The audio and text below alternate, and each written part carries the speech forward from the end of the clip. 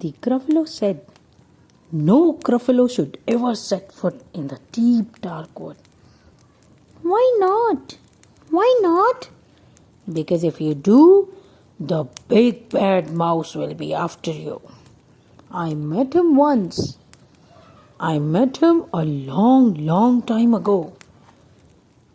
"What does he look like? Tell us that. Is he terribly big and terribly bad?" "I can't quite remember," the Gruffalo said. Then he thought for a minute and scratched his head. "The big bad mouse is terribly strong, and his scaly tail is terribly long. His eyes are like pools of terrible fire, and his terrible whiskers are tougher than wire." One snowy night, when the Gruffalo snowed, the Gruffalo's child was feeling bored.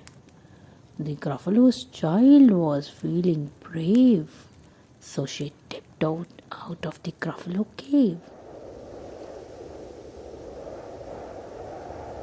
The snow fell fast, and the wind blew wild. Into the wood went the Gruffalo's child. "Aha! Oh! A trail in the snow. Whose is this trail, and where does it go?"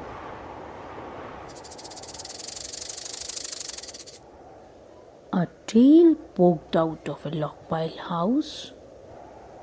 Could this be the tail of a big bad mouse? Out slid the creature. His eyes were small, and he didn't have whiskers. No, none at all. "You are not the mouse?" "Not I," said the snake. "He's down by the lake, eating Gruffalo cake." The snow fell fast and the wind blew wild. "I'm not scared," said the Gruffalo's child. "Aha! Oh, marks in the snow. Whose are these claw marks? Where do they go?"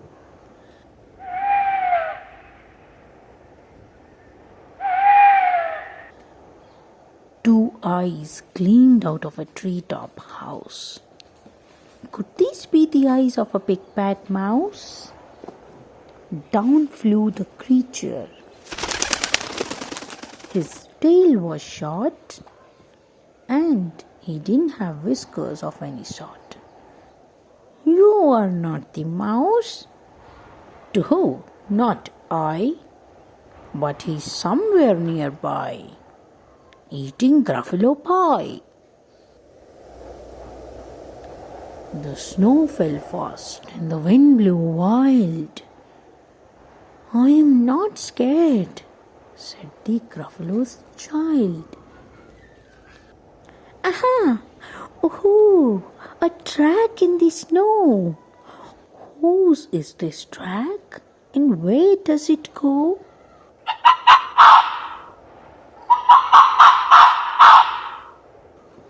Whiskers at last, and an underground house. Could this be the home of a big bad mouse? Out slunk the creature. His eyes weren't fiery. His tail wasn't scaly. His whiskers weren't wiry. "You are not the mouse?" "Oh no, not me. He's under a tree, drinking Gruffalo tea."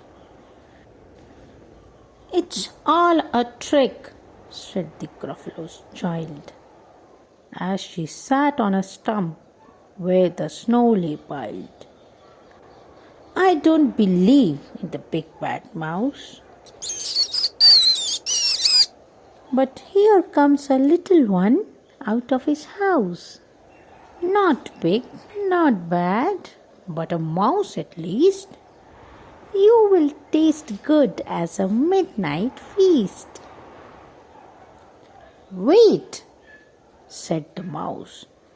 Before you eat, there is a friend of mine that you ought to meet. If you let me hop onto a hazel twig, I'll beckon my friend, so bad and big. The Gruffalo's child unclenched her fist. The big bad mouse? So it does exist? The mouse hopped into the hazel tree. He beckoned, then said, "Just wait and see." Out came the moon. It was bright and round. A terrible shadow fell onto the ground. Who is this creature? So big, bad, and strong. His tail and his whiskers are terribly long.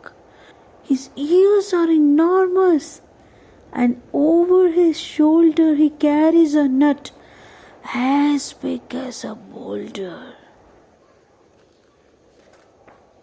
"The big bad mouse!" yelled the Gruffalo's child. The mouse jumped down from the twig and smiled. "Ha ha! Oh, prints in the snow. Whose are these footprints? Where do they go?" The footprints led to the Gruffalo cave, where the Gruffalo's child was a bit less brave. The Gruffalo's child was a bit less bored, and the Gruffalo snored and snored and snored.